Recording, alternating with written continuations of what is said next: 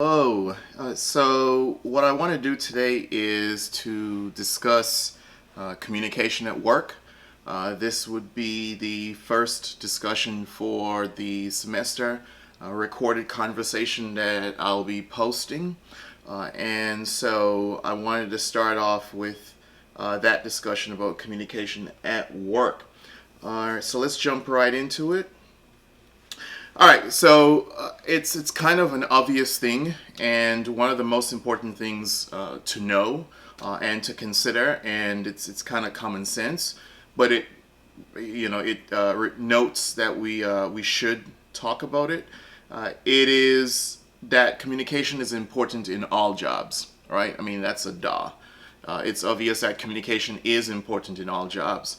And a lot of times, though, I don't think we sit back and take notice of just how essential communication is in all jobs. So you can think of any job possible. If you've worked at a restaurant, think of how your communication with, if you're a server, or a waiter or waitress, or if you are in that customer service business, any type of customer service business, think of how important it is for you to have a relationship with a client as they walk through the door, and then what that can lead to, right? And those relationships then make for you to therefore have other opportunities, and also lead to you having establish relationships that are good for networking purposes. So those are some of the things that I want to discuss in this first lecture, this first recorded lecture. So communication is important in all jobs, and it can lead to you getting a promotion. So if you work somewhere and you are someone who actively, participates in listening, and you pay attention to detail what needs to get done, you're someone who would ask questions, not just run off and do stuff, but you always want to know, how can I do this or how can I do that? So communication can lead to you getting a promotion at your job, and you communicating that you know what you're doing, communicating to your boss that you're interested, taking initiative. Communication is a lot of times silent. And when I say that, it's not always the spoken word, so to speak. Most of how we communicate, and a lot of scholars and researchers will argue this as well, most of how we communicate is through nonverbal means. So it's not necessarily what we're saying with our words, but it's the actions, the things that we're doing, right? So therefore, if you're getting promotions, if you're communicating well, if you're listening, and communication also means, are you writing reports? If that's something that you're required to do, do you have the ability to write those reports, right? And which is where, obviously your English classes and technical writing classes and all that stuff comes in. Your ability to read and be strong with vocabulary and all that comes in. All those things add to your success, your ability to be able to speak to people in such a way that you're able to convince someone that you are capable for a job. As a matter of fact, to back up, you get a job a lot of times because it's through a job interview. And if you're not able to communicate in that job interview that you're the best person for the job, then a lot of times you're not going to get the job. So communication is in the top 10 qualities wanted by most employers. And there was a survey released just a couple of years ago that showed that public speaking and writing is something that is really, really coveted by employers, by companies, Fortune 500 companies, some of the biggest companies in America. I would suspect all of them would want to have people who can write properly, and because you've got to write reports, who can do presentations, people who could lead groups in discussions and all that sort of stuff. So communication is absolutely vital. But think about you, and make the relation between you, where you work right now, and how does it affect your job. Think about it. How does communication affect my job? If you have ever worked at a restaurant or ever worked in customer service, no matter where you've worked, you've had to use communication. And no matter where you go to work, you will have to use communication. Even in sending emails, the way you communicate in an email, do you say, hello, sir, hello, ma'am, dear sir, dear ma'am, whatever? That again, that is a form of communication as well. Even bad communication is communication.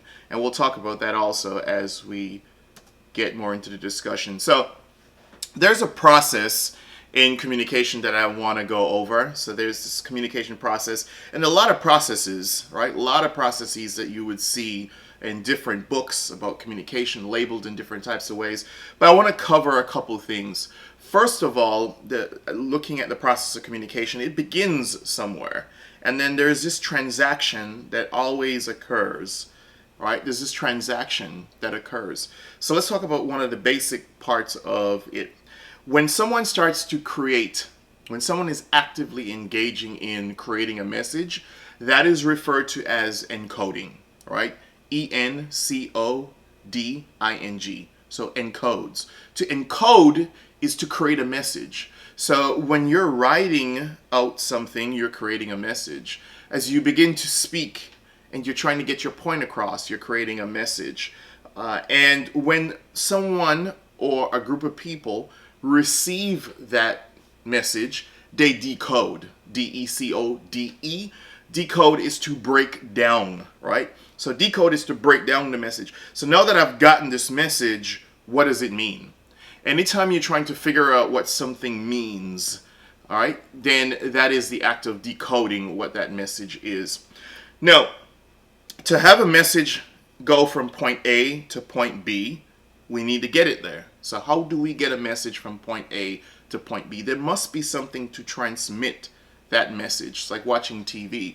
So that's referred to as your channel. So what is your channel of communication?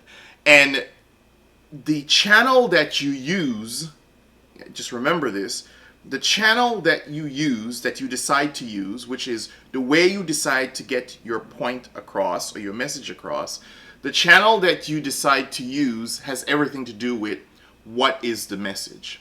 So, is this the best channel for the message that I'm trying to get across? And that is something that you always have to ask yourself. Is this the best message for the is this the best channel, for the message that you're trying to get across? So, what is the message? Which channel shall I use? And that's something that you always got to take into consideration. So you have the encoder, creates the message, sends it through the channel. It could be text, it could be radio, TV, electronic, whatever channel you decide to use. It could be face-to-face communication as well, right? That is a channel also. The receiver or receivers get it, break it down. Oh, this is what it means, right? So sometimes in the transmitting of that message, there's something that is called noise, right? A lot of communication scholars will call it noise. And noise is anything that gets in the way of that message being transmitted the way the speaker intends for it to be transmitted. Because if there is noise, then the person receiving or persons receiving the message will not be able to understand it. So language barriers could be noise. Is the audience predominantly speakers of one language, and the speaker, the person who's transmitting the message, perhaps not good, a fluent speaker of the language spoken by the audience members? That could create a problem as well. In texting, you see it sometimes. Someone's texted you before and they say, well, so, and you text them back and say, well, what do you mean?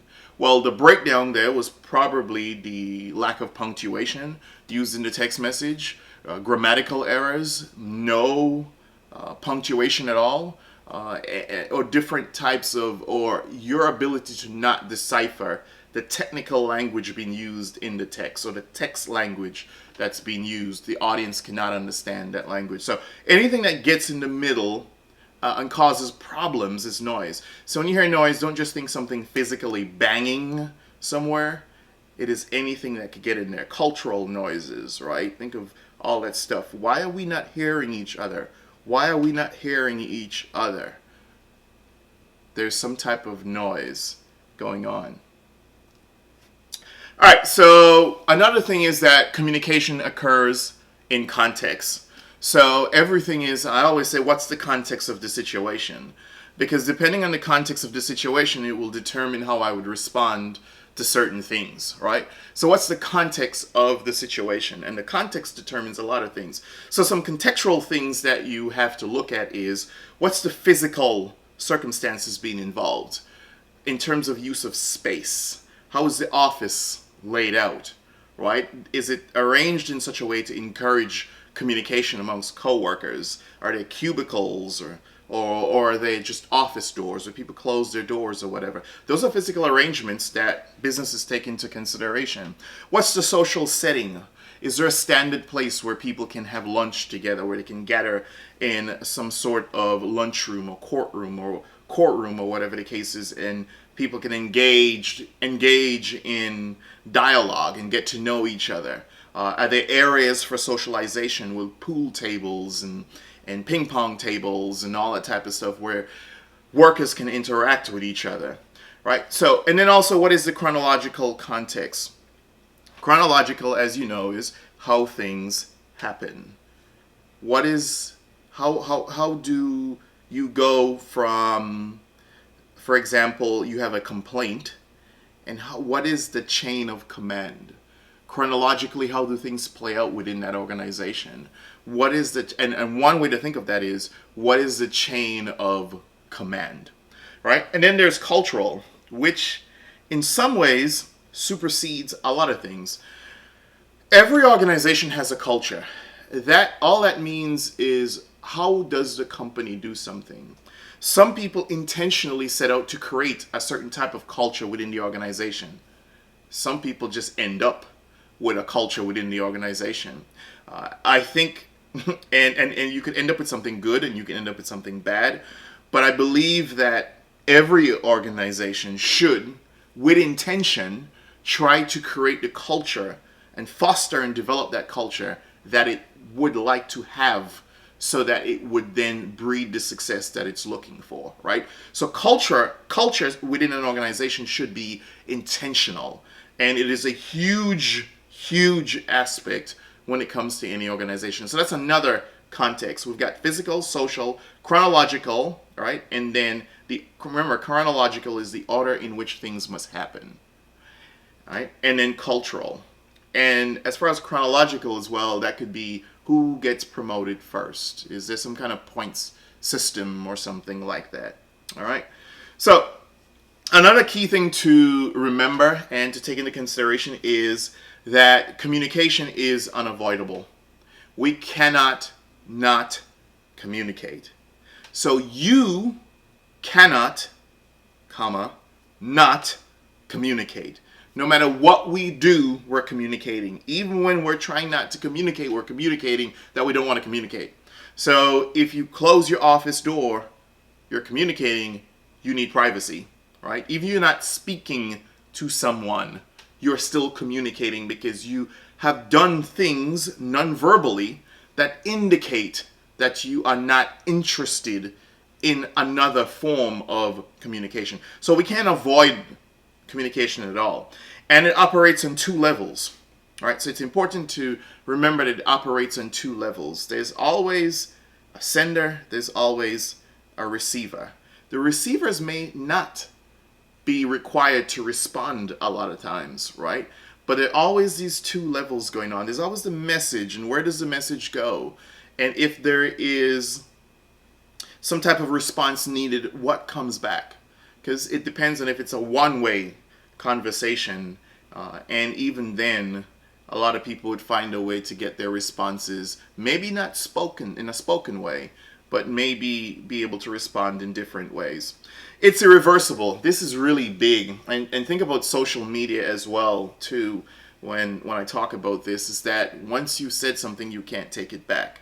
And you don't have a second opportunity to make a first impression. So it's irreversible. Once you post something online, it's kind of there. I mean, you can go back and delete it, but how many people have captured it, screenshot, moved it on, or whatever the case is, that sort of stuff. And then it could come back and hurt your career. Once you said something nasty, whether it's in an email or whatever the case is, you cannot retrieve it, right? So be very careful what you say, and if it comes to light, would you be okay with it? It's irreversible, right? It is irreversible, and that is something to take into consideration. Is a process, and we've talked about that process. You have the sender, you have the channel being used, you have the receiver or the receivers. And then remember, if the decoder doesn't understand what's going on, that person now turns around and they become the encoder, because you're going to say to the person who sent you the message, I don't understand what you mean. You now become an encoder. And that process is supposed to go on until both parties are on the same page. The other thing is, it's not a panacea. There's no one size fits all. There's no magic pill. There's no, this is how we do it over here, so let's just go over there and do it the same way because what works here is going to work there. That's not how it happens. Communication, remember, it's the context. So the context of the situation in this particular relationship, business or otherwise, is not going to be similar over, because you're dealing with different people a lot of times, and that would in itself changes a lot of the dynamics of the situation. So there's no one magic way to solve every problem. Context matters. All right, so I want to just go over real quickly ethics and communication, and I think it's one of those things where, first, just to talk about the fact that in the workplace, one of the things that I think is really key is it's the publicity test, right? What is being done behind scenes? Are you going to be okay with it when it's revealed, right? What's been done behind the scenes, are you going to be okay with it once it's revealed, right? And that's the publicity test. The other thing is looking at professional ethic. Now, I think most people would understand what that is. And that is, are you lying at work? Are you lying to your supervisors? Are you lying to your coworkers? Are you making up stuff that doesn't exist? Are you cooking the books where you are? Are you giving people false information? Giving customers false information? Right? All that type of stuff, that professional ethic that you need. And then remember, that goes back to the whole idea of the publicity test. So once it becomes public, are you going to be okay with it? It also gets to the whole idea of virtue. And a lot of times people associate virtue with grace. And now we're starting to talk about your morals, which also has a lot to do with professional ethic as well. But your moral approach to leadership, your moral / ethical approach to where you work, and how do you treat people? Do you see the common good in people? Is your approach based around that idea of the common good? You're doing the best things. You're making the best decisions to benefit your workers, to benefit the people that you work with. Do you have that type of approach?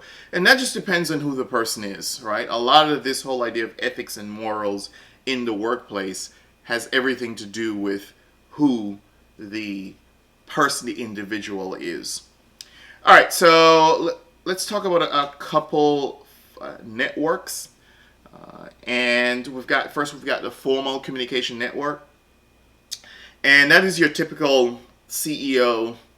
Right below you have your VPs, your vice president of this or vice president of that. You go down, you have your managers and your executives, and you go down and you have your typical structure, your typical formal structure of how information might flow. And then you have the people at the top who gather and they make the decisions, and then it filters down through the organization. All right, so that would be a top-down communication. A lot of times is what that's referred to, where you have the people at the top, they make the decision, and then it flows down. All right, so that would be some of the things you would get there would be, for example, job instructions, the rationale or the reason why you're being required to do something, procedures and practices, right?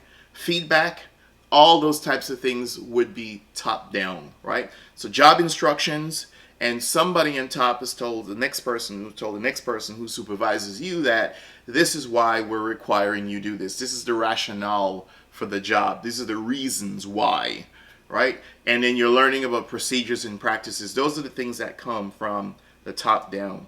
Now we have upward communication, right? So we have information flowing up. So this is when your organization wants to know, how do you feel? It's basic. How your organization wants to know, messages now are flowing up. The organization wants to know, how do you feel? All right, how do you feel? And there might be surveys done, there might be focus groups done, they might hire somebody from outside to come in and talk to you to see how you feel. What are some unsolved work problems that you're experiencing? Are there things that need to be fixed? And then suggestions. And a lot of companies have suggestion boxes in places where you can anonymously write something and drop it in the box, and they'll take it into consideration and all that type of stuff. But they want to know how you feel as a subordinate, because how you feel is important to them, and they communicate that in different types of ways, and they want to hear your ideas and your suggestions and all that sort of stuff, right? What are you doing? What issues are you experiencing? What things do you need to make the job easier? Those are some of the things that occur in upward communication in an organization. Next, we have horizontal communication.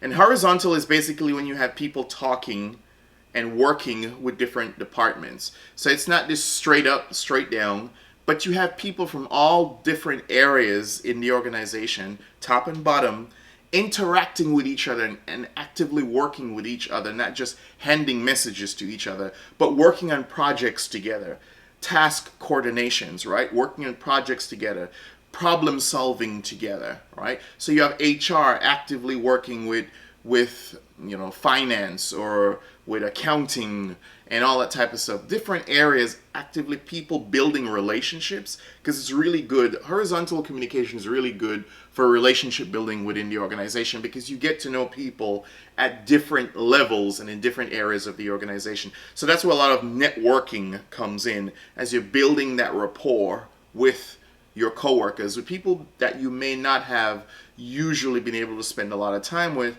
but now you're asked to work with them to work on tasks and share information and all that type of stuff. And so there's this natural flow of information, not top up, not going up or going down, but people talking to each other. All right, and then there are some informal networks, right? And those informal networks are good because they might confirm formal messages. So you are part of a group maybe that you work with, or just some friends that you have at the workplace, and you miss work, and so they can confirm, yes, this is what's going on in the organization. This is what you missed yesterday at the meeting. They can expand informal messages. Well, I wasn't there. Since you were, what did they mean when they said so, and so? So there's that expansion on formal messages. Expedite messages as well. Expedite, which is for things to flow faster. So instead of you having to go through maybe the natural channel of communication within the organization, there are times and there are exceptions made for when you're able to expedite things, because it is so necessary for you to be able to take care of customers' concerns and that sort of stuff, right? Also, you've got to be careful with contradicting of the contradiction of official messages. Because if one person is telling you one thing and the next person is telling you something else, because you weren't there or because you weren't present, you've got to be careful with that. One person is telling you this is what they want us to do. The next person is saying, well, that's what they want us to do. And a lot of times you need to confirm that before you run with those messages. So we could have those types of problems, right? But it's really good that people are talking to each other and building up building up those types of relationships. So communication networking is key, and just networking is key in general. I still believe that most people get jobs because of networking. Who do you know, right? And who knows you? That might be able to create some opportunities for you.